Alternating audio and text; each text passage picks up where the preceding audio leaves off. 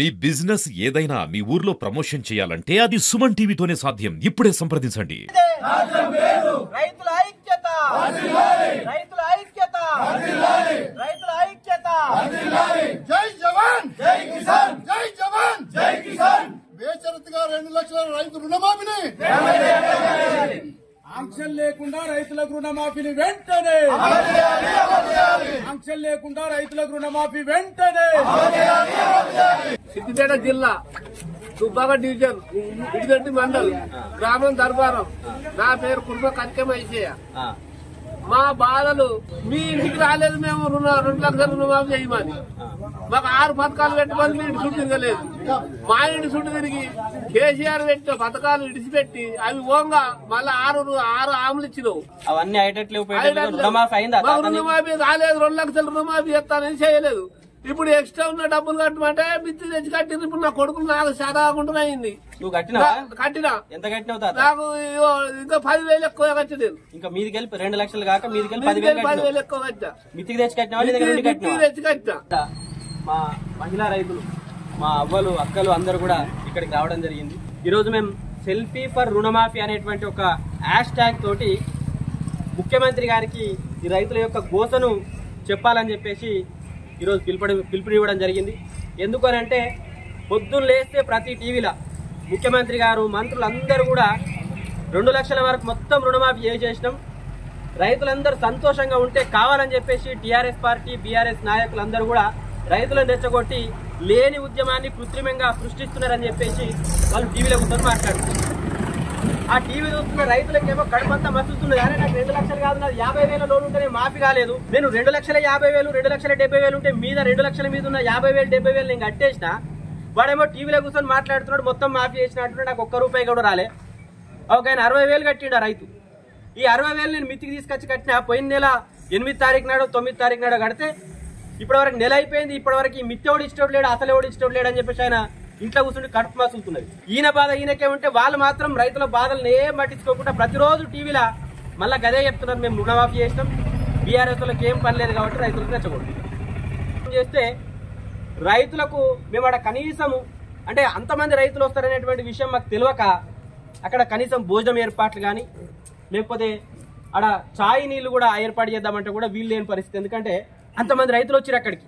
అప్పటికప్పుడు ఒక పిలుపునిస్తే అనుకోకుండా 24 గంటల ముందు ఇస్తే అంతమంది రైతులు వస్తే వాళ్ళకి ఎట్లా ఏర్పాటు చేయాలో అర్థం కాక మేము ఒక మంచినీళ్ళ వసతి తప్ప మిగతా ఏది కూడా ఏర్పాటు చేయలే.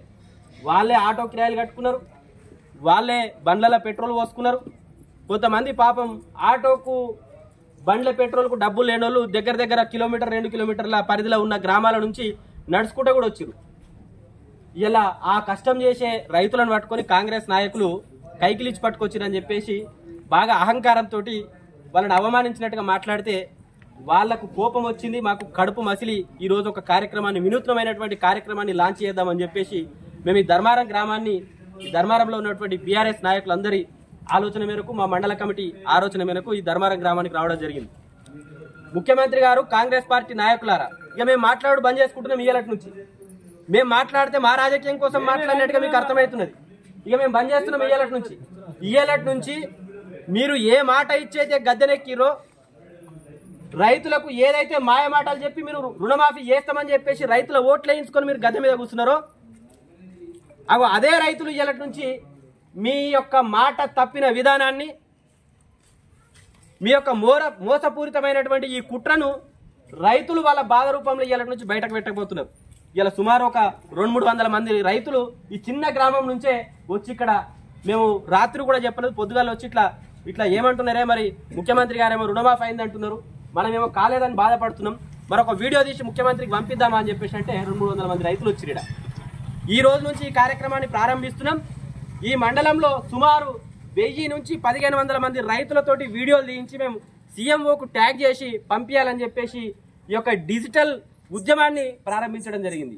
దీని హ్యాష్ ట్యాగ్ మేము పేరు పెట్టిన మండల నాయకులు అందరం కలిసి ఏంటంటే సెల్ఫీ ఫర్ రుణమాఫీ. టీవీలో మాట్లాడితే నన్ను ఎవడు కొట్టేవాడు, నన్ను ఎవడు తిట్టేళ్ళాడు, రైతు ధర్మారంలో కూర్చుంటే ఏదో మాట్లాడితే నా దాకా ఎట్లా వస్తుంది, నేనైతే మంచి రోజు టీవీలో కూర్చొని మాట్లాడతా కదా హైదరాబాద్లో అని అనుకుంటున్నావు ముఖ్యమంత్రి.